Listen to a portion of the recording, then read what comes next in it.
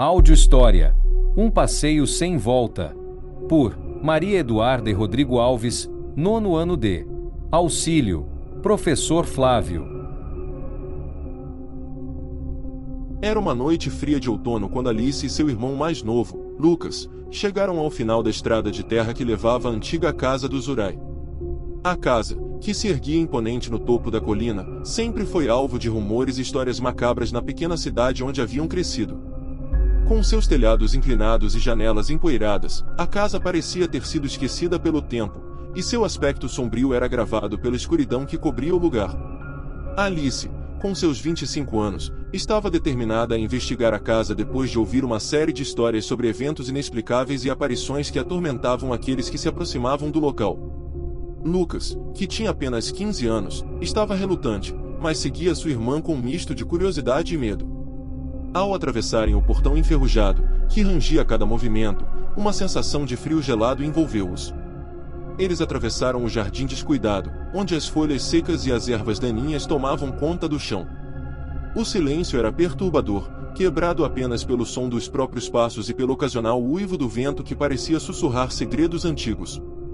A porta principal estava entreaberta, e a luz de suas lanternas tremulava nas paredes internas da casa, projetando sombras que pareciam ganhar vida própria. Alice, com uma expressão de determinação no rosto, empurrou a porta, revelando uma entrada coberta por uma camada espessa de poeira. O ar estava pesado e cheio de um cheiro de mofo e decadência. "Vamos, Lucas. Não podemos nos dar o luxo de voltar atrás agora", disse Alice, tentando manter a calma, apesar do frio que lhe percorria a espinha. O jovem, com os olhos arregalados e o coração acelerado, seguiu sua irmã para dentro da casa. Eles começaram a explorar os cômodos, descobrindo móveis antigos cobertos por lençóis empoeirados e quadros pendurados nas paredes que pareciam observar cada movimento deles. Em um dos quartos, encontraram uma grande escrivaninha com um caderno aberto, suas páginas amareladas escritas com uma caligrafia elegante, mas perturbadora. "Diário do Zurai", leu Alice em voz alta. "Isso deve ser interessante."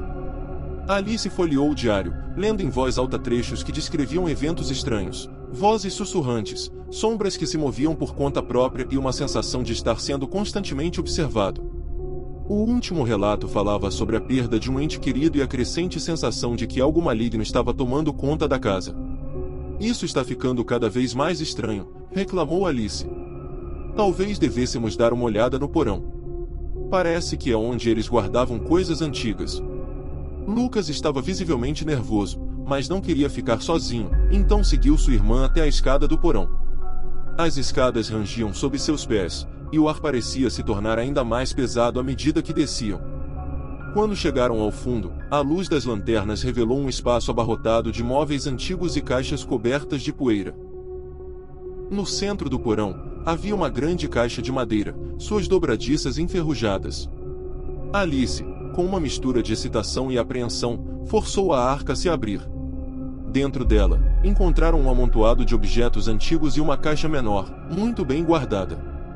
"Vamos ver o que tem aqui", disse Alice, pegando a caixa e abrindo-a. Dentro, havia um amuleto antigo enrolado em um tecido rasgado e uma série de cartas manuscritas, aparentemente escritas em um idioma antigo. "Isso é bizarro. Esses símbolos. Eles não parecem familiares", observou Alice. Lucas estava cada vez mais inquieto, e de repente, uma sensação de frio atravessou o porão. As lanternas começaram a piscar e o som de sussurros começou a preencher o ambiente, como se alguém estivesse falando em uma língua incompreensível.